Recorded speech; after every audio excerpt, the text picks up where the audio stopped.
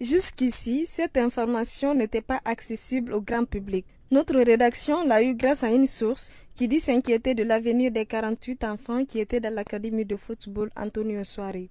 Elle a décidé de nous confier sous anonymat la situation que traverse le centre de formation du propriétaire du Horoya AC. Selon notre source, l'académie de football Antonio Soare, basée dans la préfecture de Dubreka à Yorokodija dans le Grand Conakry, aurait fermé ses portes depuis juin dernier, soit à compter des grandes vacances de l'année scolaire 2021-2022. L'ouverture du centre et l'école où étudiaient les académiciens devrait être faite le 6 octobre suivant, mais jusqu'ici, les portes de la face restent verrouillées, malheureusement, regrette-t-elle. Des raisons sont inexpliquées. Et les académiciens seraient abandonnés à leur triste sort dans la nature, informe-t-elle. Ce, alors qu'il avait été demandé aux encadreurs des académiciens par la direction de la FAS d'appeler les parents des enfants afin de les faire venir pour l'ouverture qui n'a pas eu lieu au mois d'octobre et jusqu'ici, alors qu'on tend vers la fin de l'année scolaire en cours.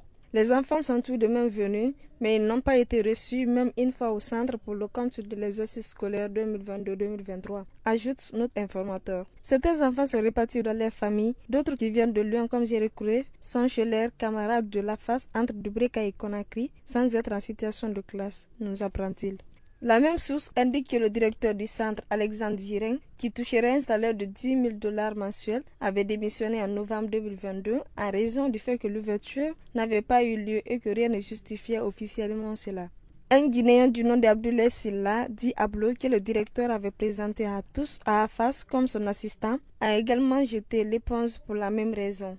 Mais ce dernier et les autres travailleurs de la FAS continuent de réclamer désespérément leur salaire impayé sans suite heureuse, renchérit notre source. À date, ce qui inquiète notre informateur et le motive à se confier aux médias est l'avenir de ces 48 gamins qui, d'après lui, ne pourront pas rejoindre d'autres académies pour la simple raison que leurs parents avaient signé une convention avec l'académie Antonio Soare.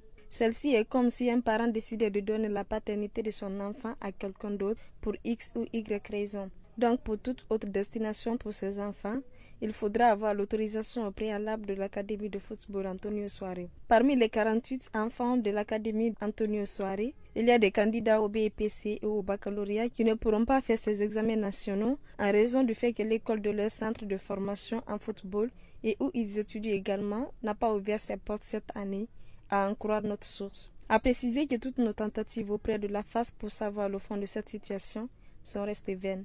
Que l'avenir pour les 48 enfants, à quand la réouverture de l'académie de football Antonio Soare, l'avenir nous en dira plus.